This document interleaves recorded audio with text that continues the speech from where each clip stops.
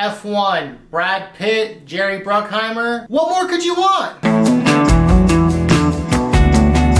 I didn't honestly read much about the reviews, but I personally liked this movie. It was fun. I know there was some little controversies about like the actual racing part. I'm like, bro, I don't know about this fucking racing shit, bro. But I do know about a hero's journey and a redemption arc, and I think America loves that. So let's get into this video. Directed by Joseph Kosinski, screenplay by Aaron Kruger, story written by these two, was good. Honestly, as a kid, I did appreciate a good Jerry Bruckheimer Productions, you know what I'm saying? And clearly when you watch this movie, you're gonna get that. It's gonna be executed. You're gonna notice these big grandiose moments that are meant for the theater. Very reminiscent of Top Gun, and obviously, you know, the Brucks, he did the Top Gun. The way the movie starts out is Sonny, you know, the old man, but not so old, Brad Pitt looking ass, low-key still ripped. He's winning Daytona 500. One of his old racing buddies finds him at like a laundromat. He's like, bro, I want you to race F1 for me. Just to kind of break down Brad Pitt's character, he's giving like this classic Gen X cowboy who just does whatever he wants and goes wherever he wants. He has a sense of freedom to him, which I honestly do appreciate. It's like he just wants to catch the next race. Or he wants to like do this race in Mexico, you know what I'm saying? He was supposed to be a big deal at some point in the 90s. And low-key they had Brad Pitt acting as younger version of him because, you know, Brad Pitt's a good looking guy. So he's like, you know what? I'm gonna put a little wig on. I'm gonna look young again. And I'm about to crush this fucking younger me. But like his character does go through a pretty serious accident. And that's kind of a trauma that's replayed throughout the movie. And it's kind of like a cautionary tale for racing in general. No matter what type of racing you're doing, a bad crash can shake anyone up. So his homie's name is Ruben. Long story short, his team is failing. They're out of money. Josh Pierce is like their #1 driver, but he's young and really good, but needs a little guidance essentially. And that's what Brad Pitt's role is. You know, he ends up rolling out to Europe to fucking do F1. And the cool thing I learned about like this movie is that I didn't know much about F1. And it was like,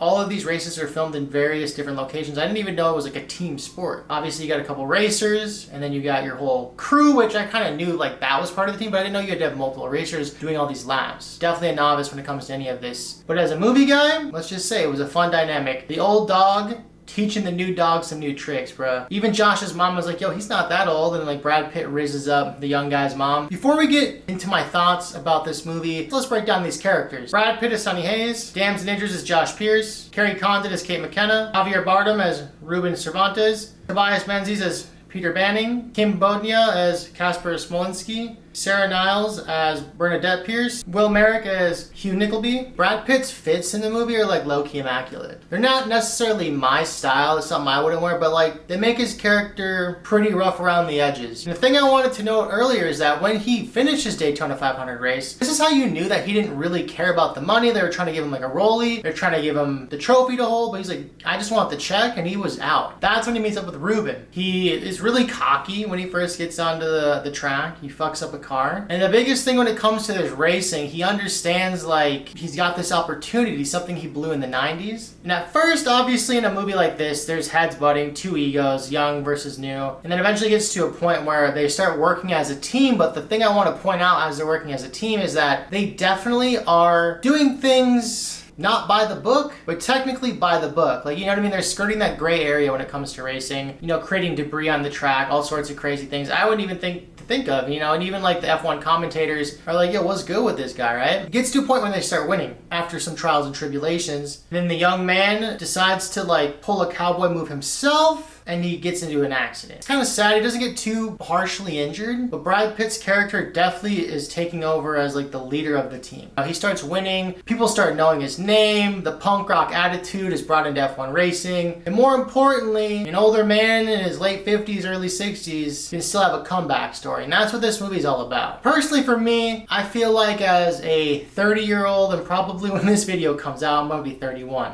I'm still making YouTube videos, I'm still making content. I get some views here and there, sometimes these clips pop off. But when I left that movie theater, I felt super charged up, super inspired to be like, dude, just because I'm 30, 31 years old, probably right now, it doesn't mean it's quits. You gotta keep fucking going, you gotta keep the gas on the pedal, no pun intended. It's never too late for a comeback story, and I believe personally, we just had the 4th of July recently. Long story short, America loves a good comeback story. Genuinely pretty dope though, so you know, he starts making a name for himself, and then the young man man comes back into the game. Lewis Hamilton didn't produce the project. He's a big deal when it comes to F1. Yeah, and like at the end of the movie, clearly they beat him. The young man, his car gets out of commission. You know who gets the dub for the team? Motherfucking Brad Pitt, bro. Sonny Hayes gets that dub. This is the type of movie you'd want to see in theaters. This is the type of movie you definitely just want to watch. It's action-packed and it's a lot of fun to just be there and get that exhilarating feeling as if you're in the car. My favorite part about this character, Sonny Hayes, though, is like he genuinely doesn't really give a shit about the money. At the end of the day, when it came to him joining this team, it truly shows that he can work as a team and he let a few more people into his life. But the thing I genuinely loved about this movie at the very, very end is that even though he just won like racing at the most expensive level